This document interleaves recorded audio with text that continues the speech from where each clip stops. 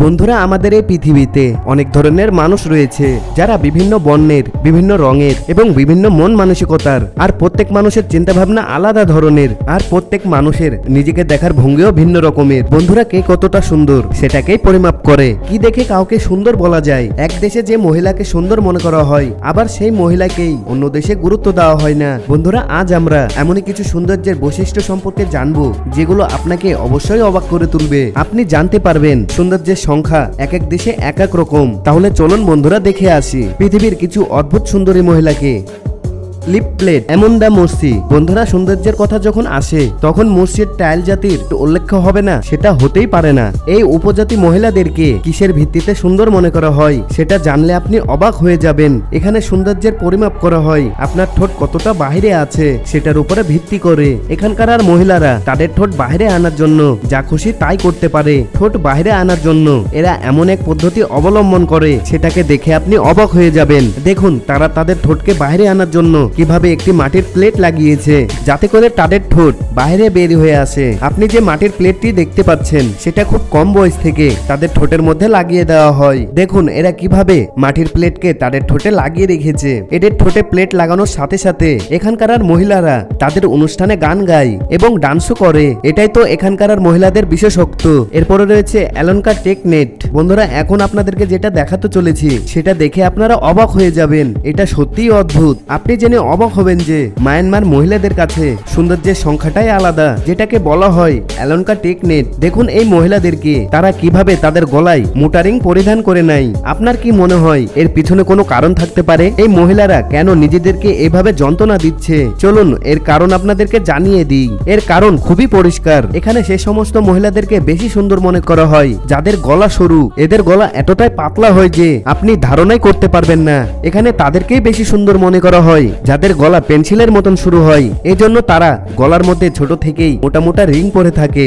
আর এর কারণে অনেক সময় এদেরকে মারাত্মক রোগের সম্মুখীন হতে হয়। এরপরেও তারা এসব কিছু বন্ধ করে না। আর তারা মনে করেন এটাই তাদের সব থেকে বড় রীতি। তারা শুধু চায় তাদের স্বামী তাদেরকে খুব বেশি ভালোবাসে। বন্ধুরা, বলিউডে একটা গান আছে না, সাজনা হে মুঝে সাজান কে লিয়ে। এই গানটা হয়তো মায়ানমার মহিলাদের জন্যই তৈরি করা হয়েছে, কিন্তু আমার মতে এমন কিছু করা উচিত নয় যেটা আপনাকে কষ্ট দিবে। তো এরপরে রয়েছে টিনি ফিট। বন্ধুরা, এখন আপনাদেরকে যেটা দেখাতে চলেছি সেটা দেখে আপনি নিজেই বলবেন এটা আবার কি। আপনারা তো জানেনই চীনের কথাই আলাদা। এখানকার মানুষেরা মনে করে যার পা যত ছোট এবং পাতলা হবে সে তত বেশি সুন্দরী। দেখুন এখানকার নিদর্শন। এই রীতি 1800 শতাব্দী থেকে শুরু হয়েছিল, যখন এখানকার রাজারা বলেছিল সে তার পাকে পুতুলের মতন করতে চায়। তারপর আর কি রাজার মতন সাধারণ মানুষও সেটাকে ফলো করতে শুরু করে। বর্তমানে পরিস্থিতি এইরূপ। এখনো এরকম অনেক মানুষ রয়েছে যারা এসব প্র্যাকটিস করে থাকে। এটা স্বাস্থ্যের জন্য মোটেও ঠিক নয়। এই টিপি ফিটের জন্য পুরুষ এবং মহিলা অযথাই তাদের পা নষ্ট করে ফেলেছে।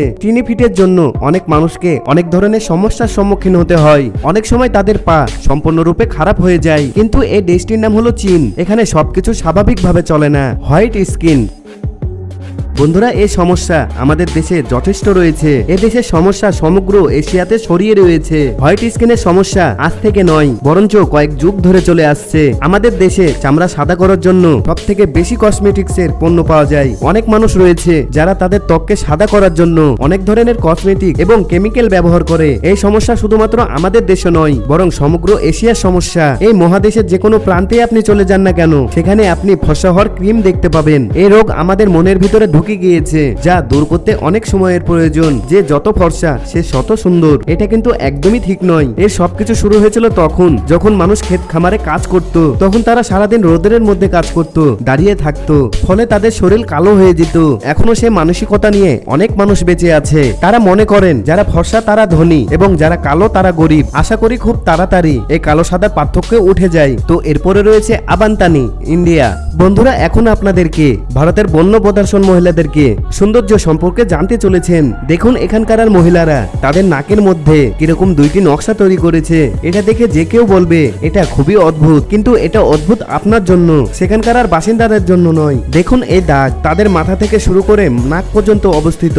এই দুইটা দাগ দেখে আপনার মারাত্মক কিছু বলে মনে হতে পারে, কিন্তু এইটাই এখানকার মানুষের সৌন্দর্যের প্রতীক। এখানকার মহিলারা তারা নিজেদেরকে খুবই সুন্দরী মনে করে। যার নাকের দাগ যত বড় তাকে তত বেশি সুন্দরী মনে করা করা হয়। এখানকার আর মহিলাদের মন্তব্য, অনেক সময় অন্যান্য জায়গা থেকে লোকেরা এসে তাদের মহিলাদেরকে কিডন্যাপ করে নিয়ে যায়, কারণ তারা খুবই সুন্দর। সেজন্য 10 বছর বয়সেই তাদের নাকের মধ্যে 2টা দাগ টেনে দেওয়া হয়, আর এটাই তাদের পরিচয়। তো এরপরে রয়েছে রেড পেস্ট, নামিবিয়া। বন্ধুরা, এখন আপনাদেরকে যেটা দেখাতে চলেছি সেটা দেখার পর আপনি ভাববেন এটা কিভাবে সম্ভব। এটা হচ্ছে নামিবিয়ার একটি উপজাতি। এরা মনে করে যার ত্বক যত বেশি লাল সে তত বেশি সুন্দর। সেজন্য এখানকার আর মহিলারা তাদের শরীরে ছোট থেকেই এক ধরনের পেস্ট লাগায়, যার ফলে কিছু বছর পর তাদের ত্বক লাল হয়ে যায়। এখানকার আর মহিলারা মনে করেন তাদেরকে তখনই বেশি সুন্দর লাগবে যখন তাদের ত্বক এবং চুল সম্পূর্ণরূপে লাল হয়ে যাবে, আর তখনই তারা তাদের জন্য ভালো একজন জীবন সঙ্গী খুঁজে পাবে। সেজন্য এখানকার আর মহিলারা প্রতিদিন রেড পেস্ট লাগানোর অভ্যাস করে।